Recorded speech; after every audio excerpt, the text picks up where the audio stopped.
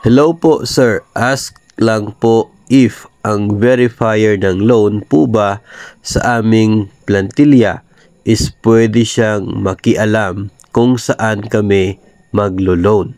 Okay, ito po itong call sa isang loan verifier na di umano ay mayroon lamang mga bangko na siya pong nire-refer doon sa borrower kung saan sila pwedeng umutang. Reality naman po talaga ito kasi hindi naman po lahat ng mga bangko na makikita po natin sa paligid ay accredited ni DepEd. No, meron po mga bangko na siya pong interesado makilahok doon sa automatic payroll deduction system ni DepEd at nag-apply ng accreditation. So kapag yung bangko ay accredited, sila lamang yung pwedeng mag-offer ng loan para sa mga DepEd personnel at yung amortization ay nakadeduct sa sahod. So natural po na si loan verifier ay doon kanya i-connect o doon kanya i-refer sa mga bangko na accredited ng DepEd.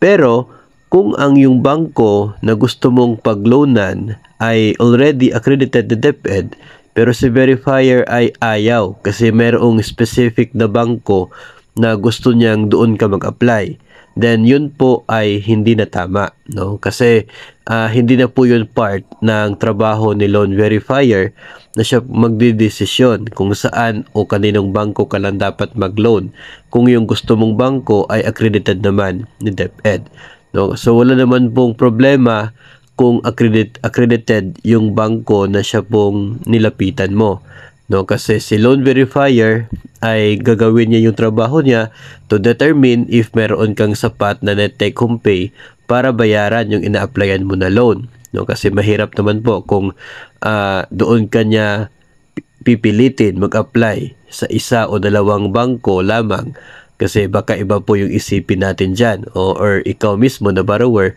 baka iba yung isipin mo bakit doon ka lang pwedeng mag-apply ng loan sabi ni verifier kahit accredited naman yung isang bangko. So lahat po ng bangko basta accredited ni DepEd, basta meron po itong yun pong sulat from USEC and Sevilla, no, meron po itong sulat na approved ni USEC and Sevilla, nakasaad po doon na ang bangkong ito ay pwedeng mag-offer ng loan sa mga DepEd personnel sa mga nabanggit na mga probinsya. Kasi yung mga bangko, hindi sila pwedeng mag-offer ng loan doon sa provinces kung saan wala silang opisina. So dapat meron silang nakaset na office doon at meron silang personnel to cater the needs. No? So kapag walang opisina, so mahirap, hindi sila pwede mag-offer.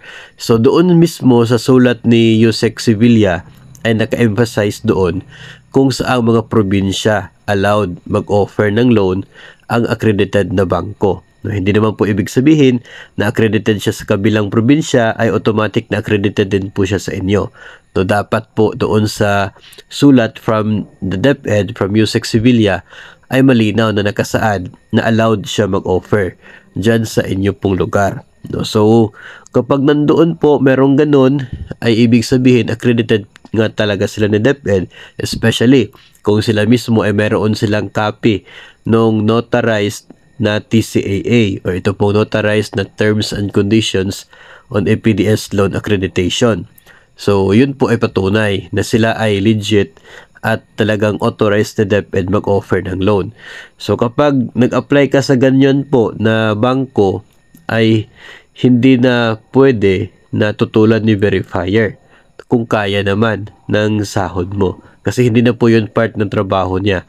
Maliban na lang siguro kung humingi ka ng advice kung mabuti ba na mag-avail ng loan sa bangkong ito or hindi.